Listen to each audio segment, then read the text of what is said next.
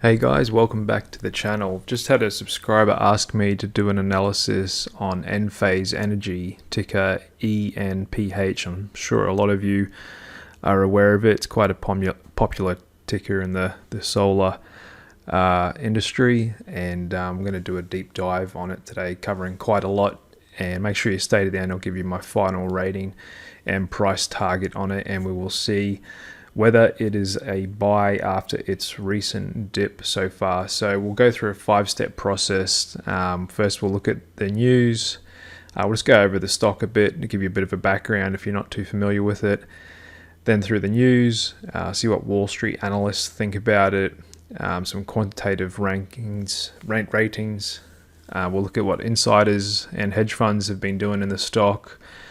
We'll look at some options market as well. We'll look at how the website's been performing. Then we'll go and dive into the charts. We'll look at multiple time frame analysis. We'll look at some chart patterns, some candle patterns.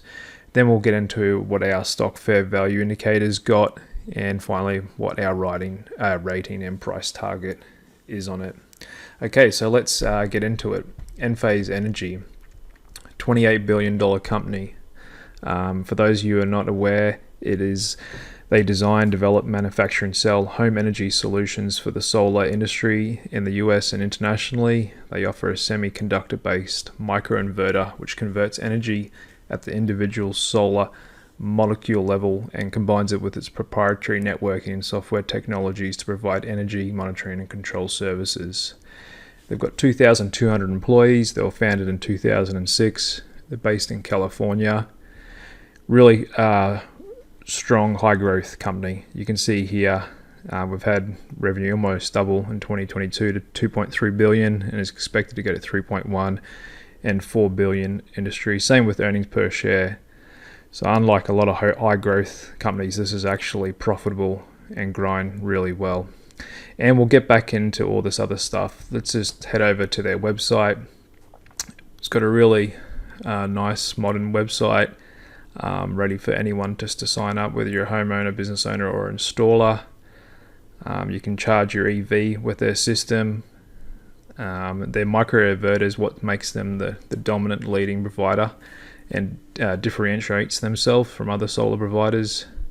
Their energy bank, and they've got everything. You can run everything with their smart app. You can even sell your power back. And control a lot of things with your home, all through the app with their solar system.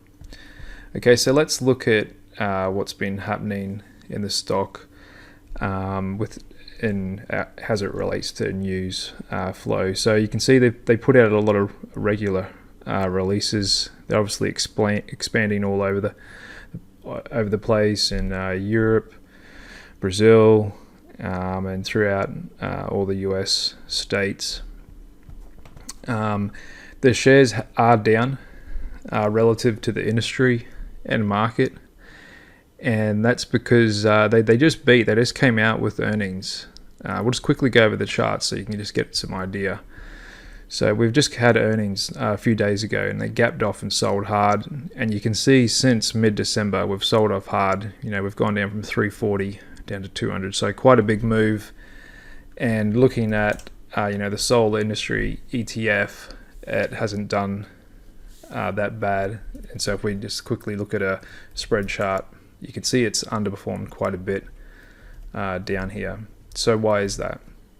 So we're looking at the market's thinking that the US, the Europe business is on fire and growing really strong, but apparently the US is slow for Q1. I think this may be a bit overblown because they actually did come in with a beat. If we go back to their earnings, they were estimated at $1.27. They came in at $1.51. It's 18% above, and revenue was a little bit higher as well. And they forecast Q1 for 700 to 740, above 677 analyst estimates. But on the conference call, CEO said he expects the US business will be slightly down in Q1 compared to Q4. Now that's okay. Not all growth is completely linear, and there is challenges out there people might be just, pulling back a little bit on their spending on discretionary things, like solar, if they don't absolutely need them. But the growth outlook is still really strong, as evidenced by the numbers. Let's go over to this article. Enphase sizzles after Q4 earnings topper upbeat Q1 guidance. Enphase was up 9% post-market Tuesday, reporting better than expected Q4 earnings. Q4 net income climbed to $153 million, or $1 a share. Company shipped 4.8 microinverters, and they provided good guidance for Q1.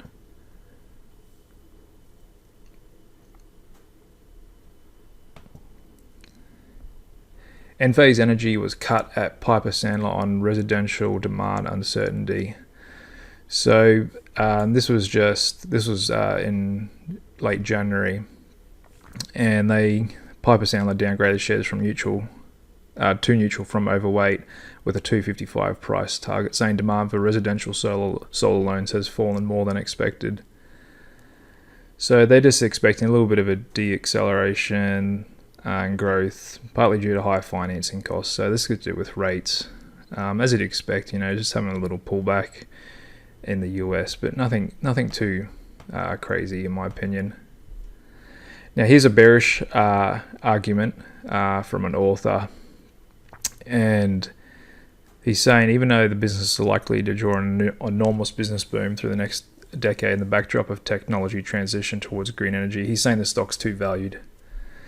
He's saying that the market, it's just overcooked. And admittedly, Enphase has, if we look over on a monthly chart, it has had a huge run up. But it's a great business. It justifies it. But that being said, when you have such a huge run up and it is trading at 10 times sales, it has to keep those growth rates and the expectation of high growth to justify this. Otherwise, things can come crashing down hard, as we've seen in cloud stocks. So this will always be a volatile stock.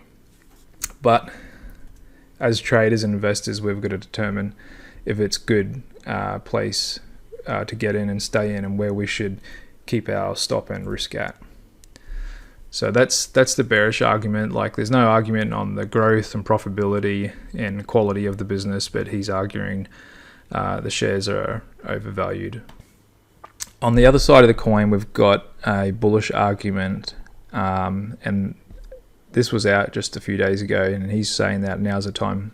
It's a good dip to get in on a great company. And we have another one as well. Enphase Energy delivered impressive financial results for its Q1, managed to beat both top and bottom line estimates by Wall Street, resulting in a 10% price jump pre-market. Europe continued to be the primary revenue driver for Enphase, with year-over-year growth of over 100%. And he's basically saying now's a great time to get in on Enphase. Okay, so now that we've looked at the news and what's been going on, let's look at what Wall Street thinks. They've still got a buy rating, 4.03, which is pretty good. And their average price target from Wall Street analysts is $288 per share, which is 36% higher than where we are now. And going over the history of Wall Street and this stock, we can see it's traded both above and below targets. And right now there's a pretty decent gap. Back here it looks like a bit bigger in percentage terms, but right now it would have to be in probably the top 3 or 4 extremes and gap between price and Wall Street target. So that's not a bad thing. We have had declining EPS revisions. That's a bearish signal quantitatively when Wall Street revises down. So they're probably just expecting the US business to be a touch softer, but it's nothing too dramatic. So they are revising down. Analysts rating got a little bit weaker over the last month or two, but nothing of great concern. Quantitatively, it's a hold at 2.92. So quantitatively, it doesn't like the valuation. Obviously, growth is superb at A+, profitability, momentum obviously with the stock coming off, and revisions to see, as we just said. Looking at the trend over the last month or two, quantitatively it was a hold 3.4, around 3.4, down at 2.9. So quantitatively, it's got a bit weaker, but that's got to do with mostly momentum and valuation, which I'll get to more in a bit. This is from their latest slide deck from their latest investor presentation, and just wanted to point out, obviously, the consistent growth in quarterly revenue and margins as well, which is really good, that they're improving their margin as well as revenue. So this stock definitely deserves a high multiple with those margins, that growth, green energy technology, leading technology, and with Europe as well. You know, Europe's realized their huge mistake relying on Russia's energy. Now they want to be self-sufficient with green energy technology. This company is perfectly positioned for that. And the same theme all around the world as well, with green energy and electric vehicles. So that's a great stock to be in.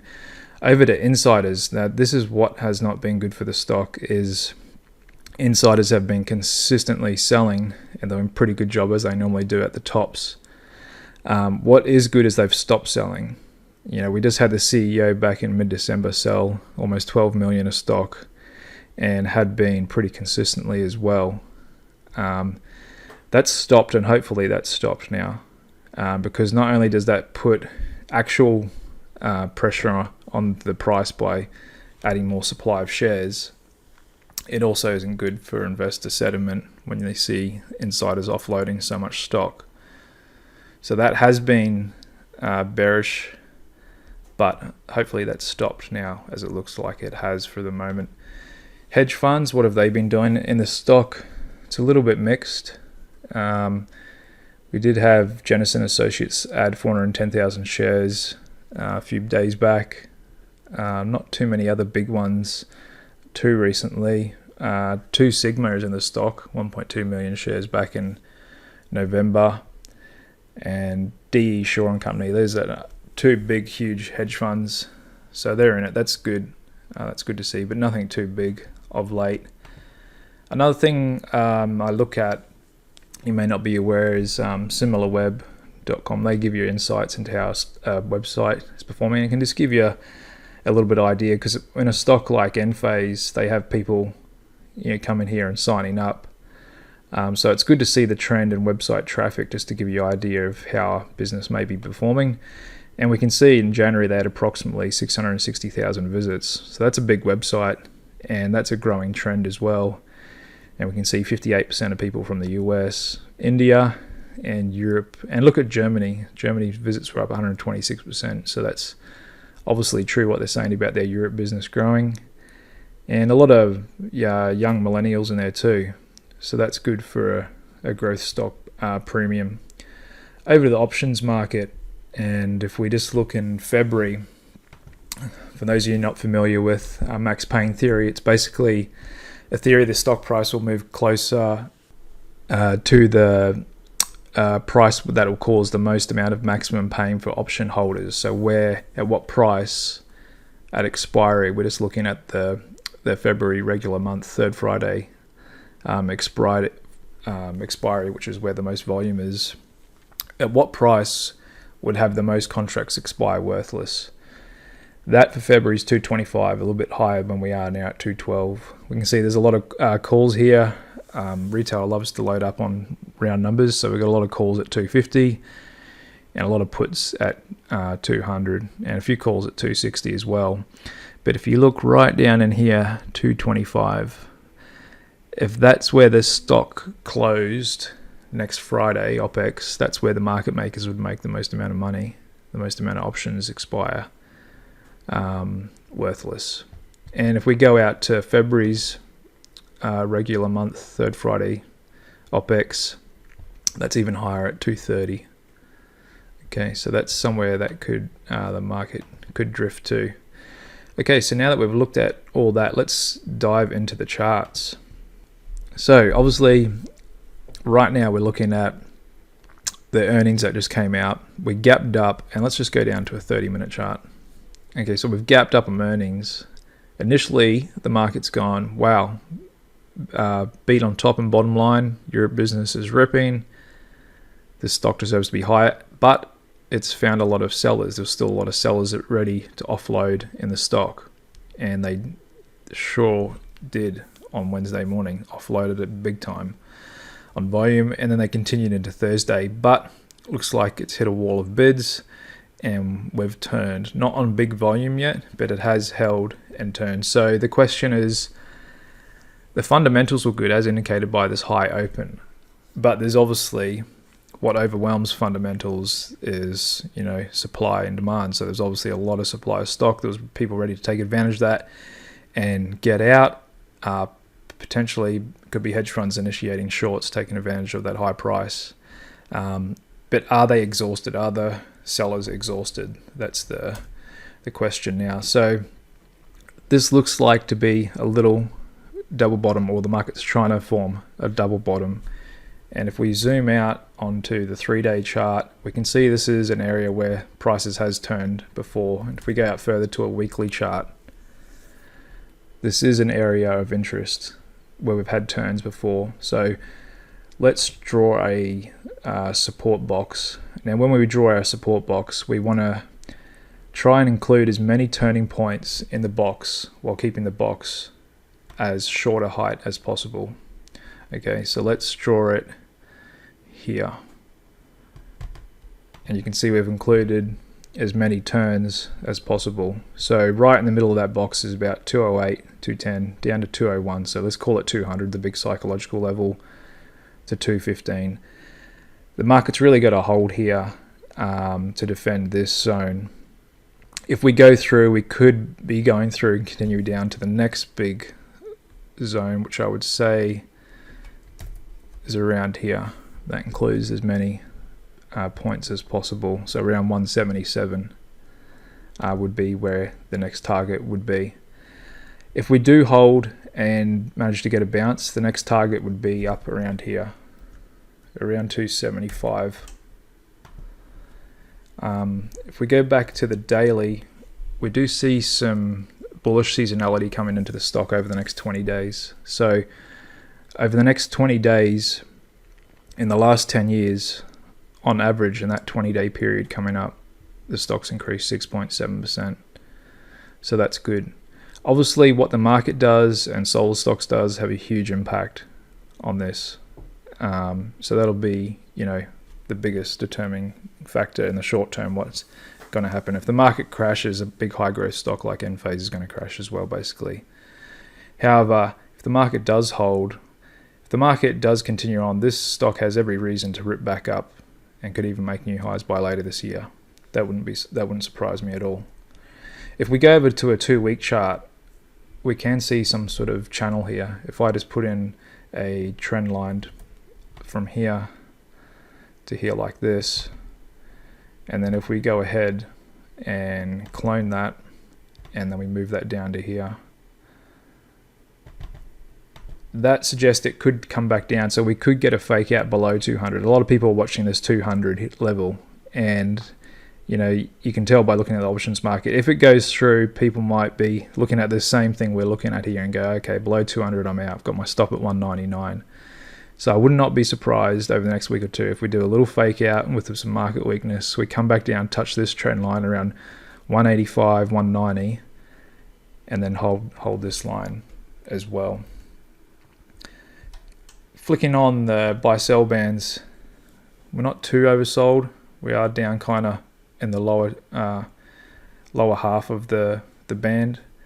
And if we look at trend candles, they've gone negative. So obviously there's price weakness here. But if we go to the medium-term 3-day chart, still bullish. Long-term weekly is still bullish on the trend candles. Okay, so that's some technical analysis right there. Let's get over to our fair value indicator. So our fair value indicator's got at 228, which is just up here. So we're just a bit below that. And our business quality score indicator is really good at 9.5. As we know, this is a high quality, industry leading stock in green energy. So it's one of the best industries you want to be in long term. Okay, so what are we going to rate this stock? We're either going to rate it underperform, market perform, or outperform. With everything we've looked at, This was a close one between market perform just because of its negative momentum here and rejection off here, but this looks to be holding. And a high quality stock less than our fair value, which is, we use the same algorithm for all stocks, and it does look at growth rates and Wall Street analyst expectations and balance sheet items and all of that. But I think this stock, given that it's a leader in the green energy technology sector, and with what's going on in Europe, they want to get off, fossil fuels as quickly as possible and get away from Russia and be self-sufficient. The stock's perfectly positioned for that, and with their leading technology, I think they deserve a premium. So I'm going to go ahead and give this stock an outperform rating, and I'm going to give it a 20% premium on our fair value. So that takes us up to about 270, 272. So we're going to have a price target of 272, and that also coincides with about a 50% retracement from the highs back in December. So that's what we're going with. However, a big however, if we close hard below this trend line here, and if that's either due to the market coming off, solar coming off, some new bad thing in this business, then that would immediately take away our outperform rating. So you just got to be careful with a really high growth, high valued stock like Enphase. It is always going to be volatile, so you're better off having a smaller position than usual, and you do not want to be in this thing if it does crash like some of those cloud stocks. But that doesn't look to be the case, because they are profitable, they're growing, they've got great technology, a great backdrop. They're just going through a little softness in their US business in Q1, and if the market sentiment improves, this thing could be back over 300 in no time. Okay, so that's what we think. As always, remember, this is not financial advice. This should only be considered entertainment and educational, and I really appreciate you tuning in. If you'd like me to analyze your stock, just subscribe to the channel, like this video, and put your stock below in the comments, and just give me a day or so, and I'll deep dive into your stock and do my best to give you, present all the data out there to you in a objective way for you to make a decision and help you understand the stock. Thanks very much, and we'll see you again soon.